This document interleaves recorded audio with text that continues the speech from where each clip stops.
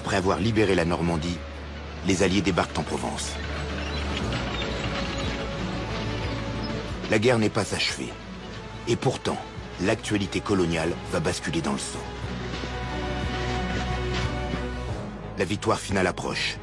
Il faut blanchir l'armée pour affirmer aux yeux du monde que le peuple de France se libère par lui-même. Le gouvernement décide alors de démobiliser plusieurs régiments de tirailleurs sénégalais. Pour accélérer leur retour au pays, les autorités promettent qu'ils toucheront leur solde sitôt arrivés à Dakar. Confiants, la plupart des tirailleurs prennent la mer.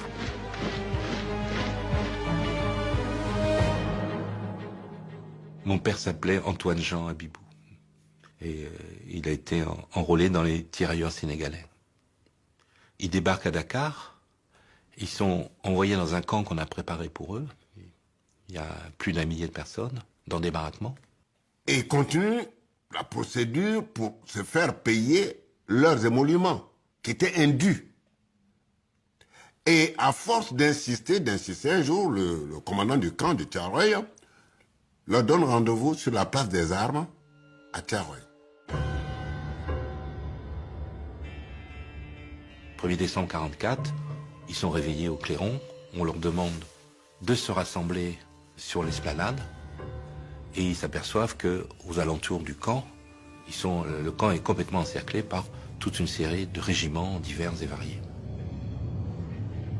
Pour mater les tirailleurs, les officiers ordonnent de tirer. Les mitrailleuses crépitent. Les corps s'effondrent. Et on tire sur des gens qui juste demandaient leur dû.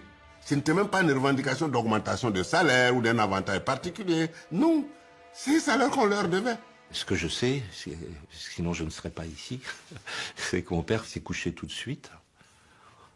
Et il fait partie des gens qui survivent et qui sont par contre désignés comme étant des meneurs de cette soi-disant rébellion armée. Et on condamne 34 personnes de 10 ans à 2 ans de prison. Mon père a été condamné à 10 ans de prison. Ils sont manifestés sans être armés. Ils n'avaient pas d'armes. On les a tués lâchement. Et ceux qui l'ont fait n'ont pas été punis. C'est ça le mal. Ceux qui ont fait ça n'ont pas été punis. La répression a tourné au massacre. On dénombre plus de 50 morts et des dizaines de blessés. Les autorités ont commis l'irréparable. Elles ont tiré sans sommation sur leurs frères d'armes.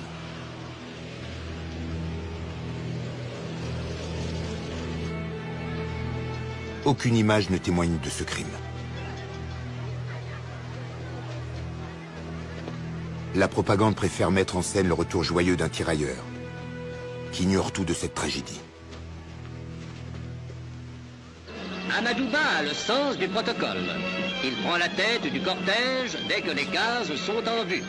Le village est en effervescence. C'est un véritable événement que le retour du guerrier Amadouba.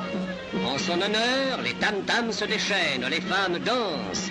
Spontanément, le village entier témoigne son allégresse par une manifestation traditionnelle. Le massacre de Thiaroye a été passé sous silence en France pendant près d'un demi-siècle.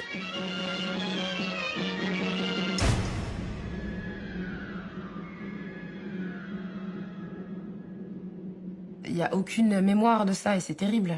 C'est terrible qu'il n'y ait pas de mémoire des événements passés, qu'il n'y ait pas de cette transmission-là. Et d'une certaine manière, les massacrés de Thiaroye, s'ils ne sont pas connus aujourd'hui, c'est comme si ils n'avaient pas existé.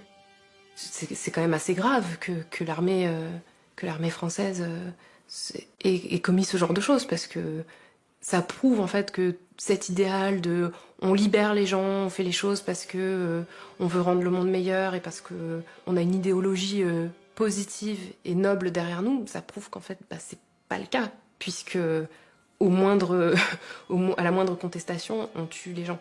Tous les débats concernant la France et ses anciennes colonies françaises, tout ça est entaché par ce passé historique et par ces différentes formes d'injustice.